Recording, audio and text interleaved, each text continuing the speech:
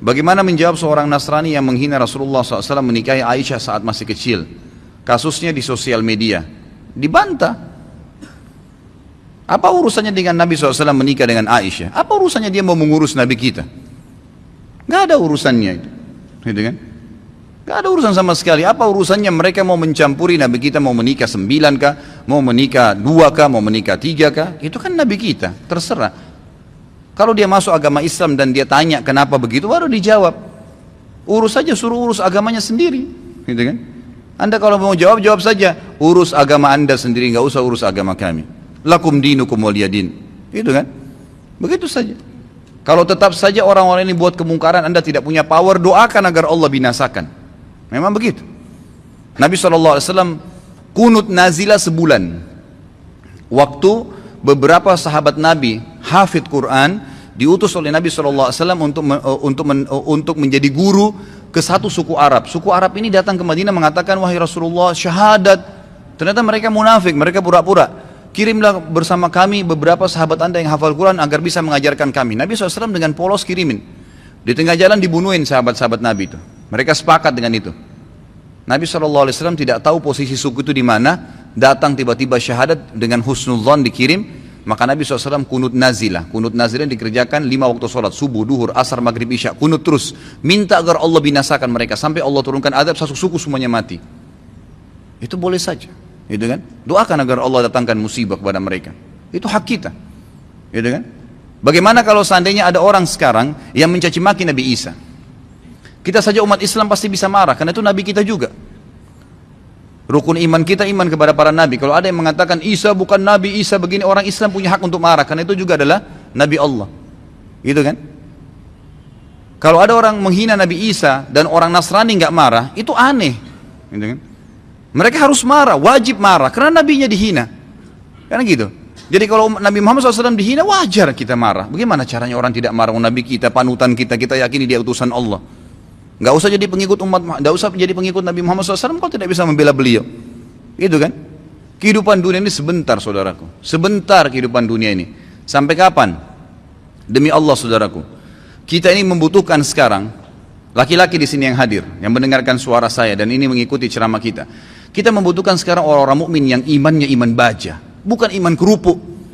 Yang kita butuh ini sekarang ikhwas sekalian dan akhwat di belakang sana yang mendengarkan saya dan mendengarkan ceramah ini. Kita butuh iman-iman baja yang kalau malam bangun dari ranjang, lawan syaitan untuk sholat tahajud, bukan tidur terus-menerus.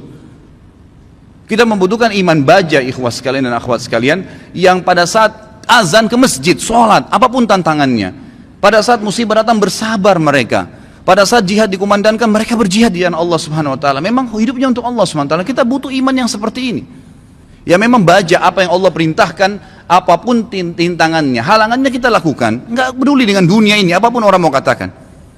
Akhwat kita di belakang sana, kami butuh sebagai laki-laki seorang ibu seperti Nusaybah binti Ka'ab, sahabiat yang luar biasa. Pada saat jihad dikumandangkan, Nusaybah binti Ka'ab membangunkan suaminya tengah malam mengatakan, wahai suamiku besok jihad, ikutlah. Dibangunkan laki-lakinya 5 orang, semua dikatakan anak-anakku bangunlah, besok jihad, ibu pun akan ikut. Semuanya satu keluarga pergi jihad. Ini yang namanya mukminah, imannya baja.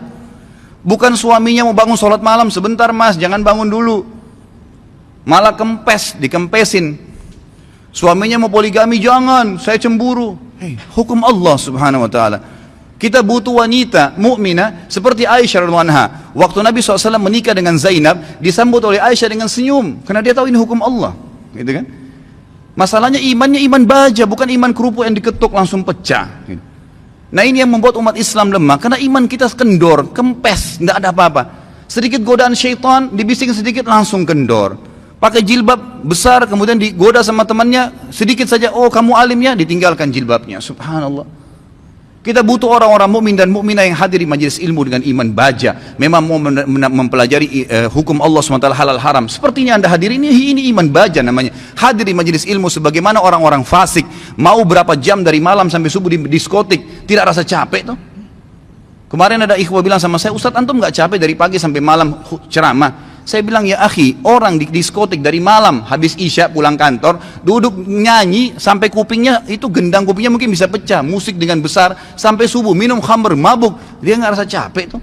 merasa, oh saya tadi malam terhibur. Kenapa kita sebagai orang yang beriman tidak mengatakan saya terhibur dengan majelis ilmu, saya terhibur dengan bertemu dengan para ulama, dengan sholat malam, dengan membela agama Allah subhanahu wa ta'ala. Ini yang dibutuhkan, gitu kan. Kita butuh seorang muslimah, saudari kita yang seperti Rumaisa radhiyallahu anha, yang pada saat suaminya sedih, dia menghiburnya, anaknya mati. Suaminya sangat sayang dengan anak laki-lakinya. Pada saat meninggal dunia, kata Rumaisa radhiyallahu anha, jangan ada yang sampaikan kepada suami saya bahwasanya anak ini sudah mati, karena suami saya sangat sayang dengan dia. Waktu suaminya pamit pergi ke masjid, sholat maghrib isya, pulang habis isya, Rumaisa berdandan, pakai minyak wangi, masak masakan yang enak sekali, lalu dilayani suaminya. Begitu pulang, suaminya diajak makan, digodain, dirayu, sampai berhubungan badan. Setelah puas suaminya kenyang, biologisnya selesai, perhatikan wanita mukminah yang faham di mana dia letakkan godaannya, imannya membawa dia bagaimana untuk bisa menghilangkan kesusahan suaminya, bukan jadi beban bagi suaminya. Dia mengatakan, wahai suamiku, dengan santun nih, anaknya mati, dia juga sedih sebenarnya, tapi bagaimana dia menghibur suaminya, dan dia tahu ketaatan pada suaminya, ketaatan kepada Allah Azza wa Jal. Apa yang dia bilang? Wahai suamiku, bagaimana pendapat anda kalau seandainya tetangga pernah pinjamin sesuatu, lalu saja tetangga memintanya, pemiliknya minta benda itu, apakah kita akan mengembalikan? Kata suaminya, tentu saja, itu hak orang. Kata Rumaisa dengan tenang, dengan sangat luar biasa kasih sayang sama suaminya, dia mengatakan, wahai suamiku, kalau begitu berharaplah pahala dari Allah, karena ya, Allah SWT yang menitipkan anak kita telah mengambilnya. Suaminya langsung marah, mengatakan, kenapa kau tidak cerita dengan saya, wahai Rumaisa? Kau membiarkan saya memakan makanan, menikmatin tubuhmu, lalu kemudian kau memberitahukan setelah itu bahwasanya anak kita mati, gitu kan? Dengan sangat tenang. Lalu kata Rumaisa, itulah yang saya ingin lakukan untuk menghiburmu. Lalu kata suaminya, saya akan laporkan kepada Nabi SAW.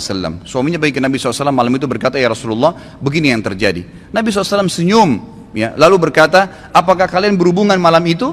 Kata keduanya, iya ya Rasulullah. Kata Nabi SAW, semoga Allah berkahi, betul hamil gara-gara hubungan malam itu, dan tahun depannya lahir seorang anak mujahid dari kalangan sahabat yang hanya besar mati syahid di jalan Allah Subhanahu wa ta'ala. Ini yang kita butuhkan, orang-orang yang punya iman, ikhwas sekalian. Sampai kapan kita mau berlalai-lalai, gitu kan? Sampai kapan kita mau berlemah-lemah, malu dengan pakai busana muslim, subhanallah, gitu kan? Malu dengan simbol Islam, subhanallah. Nggak usah jadi muslim sekalian. Saya berapa kali nasihati ikhwan dan akhwat saya, kalau ada yang bertanya, Ustaz, ada satu tetangga saya, ada saudara saya murtad, bagaimana saran anda? Saya bilang, tinggalin dia. Islam gak butuh dengan orang murtad, biarin dia murtad, masuk neraka sendiri. Kenapa kita harus bingung dengan satu orang murtad dan kita tinggalkan orang-orang tetangga kita muslim yang butuh bantuan makan, yang kalau diajak ke masjid mau sholat, itu yang kita dakwahin. Orang yang tidak mau iman tinggalin aja, gak usah diikutin, gitu kan? Ngapain kita berjalan di belakangnya merayu dia untuk supaya dia kembali ke dalam Islam? Gak usah. Doain mungkin, mendakwahin boleh, tapi gak usah kita sedih, ya kan gitu. Jadi kita harus menletakkan semua pada tempatnya masing-masing. Kita butuh figur Abu Bakar yang semua tegak dengan keyakinannya. Figur Umar yang memang syaitan lari dari dia. Tahu kenapa ikhwas karena syaitan lari dari Umar? Karena Umar betul-betul yakin semua yang Allah perintahkan benar, yang dilarang itu salah, ditinggalkan. Dan Umar bin Khattab semuanya dengan tegar, dengan iman baja yang dia lakukan. Malam bangun sholat, nggak ada ceritanya syaitan mau godain ditepis sama dia, nggak ada. Syaitan hanya habis akal. Bagaimana caranya goda orang seperti ini? Nggak bisa. Ya kan? Karena dia betul-betul memang itu tinggal ditinggalin. Dan itu hanya dengan iman, ikhwas sekalian. Ini hanya dengan iman. Sampai kapan kita mau terus-menerus membiarkan iman kita sehari begini dan sehari begitu? Sampai kapan antum mau mengatakan, dan perempuan di antun di belakang mengatakan, sampai kapan kita mau mengatakan, oh iya nanti, oh iya ya, oh iya ya, sampai kapan oh iya ya ini? Sampai malaikat maut mencabut roh kita baru kemudian kita mau sadar? Subhanallah. Majelis ilmu seperti ini tujuan utama mengubah menjadi orang yang lebih baik. Kalau antum datang di sini dan tidak bisa mengubah, antum bisa rajin sholat malam, antum rajin menjaga hukum-hukum Allah SWT, meninggalkan yang haram, menikmati yang halal. Perempuan-perempuan di sana di belakang, kalau anda datang ke sini tidak bisa mengubah, anda tutup aurat, anda lebih baik daripada sebelumnya, anda bisa mengatur, ya, menikmati apa yang halal, tidak memamerkan aurat anda di sana sini, maka jangan hadir. Karena majelis ilmu tujuannya untuk itu, melahirkan orang-orang yang imannya iman tegar, iman baja, yang memang tidak mudah goyah, ikhwas sekalian. Kadang-kadang subhanallah baru diminta waktunya untuk sholat malam, kita nggak mau bangun sholat malam. Bagaimana kalau diminta ditumpahkan darah jalan Allah Subhanahu Wa Taala? Sudah sulit, kan gitu. Baru diminta infak saja, sudah beragam macam bisikan syaitan, kita sudah mengiyakan bisikan syaitan itu. Bagaimana kalau diminta infak jalan Allah Subhanahu Wa Taala? Mengorbankan seluruh harta, pakaian kita bahkan kalau perlu dijual untuk itu. Ini semua karena cinta terhadap dunia yang berlebihan. Allah musta'an. Semoga Allah SWT yang di langit sana yang melihat kita ini menjadikan kita orang-orang yang terpilih di kalangan hamba-hambanya yang dipenuhi imannya dengan iman baja insya Allah dalam hati dan meninggal dalam keadaan syahid. Ya Allah, saya meminta kepadamu atas namamu yang maha mulia agar engkau menjadikan aku secara khusus dengan keluargaku ya Allah semuanya mati syahid di jalan Allah dan semuanya memiliki iman-iman yang baja dari keturunan dan seluruh istri dan anak-anakku dan juga semua yang hadir di sini ya Allah. Semoga engkau berikan apa yang terbaik dari hamba-hambamu. Jadi mudah-mudahan kita tidak termasuk orang-orang yang lemah dan orang-orang yang sama sekali meninggal dalam kondisi nanti menyesal. Oh kenapa ya, oh seandainya ya, sudah nggak ada gunanya ikhwah. Sekarang saatnya berubah.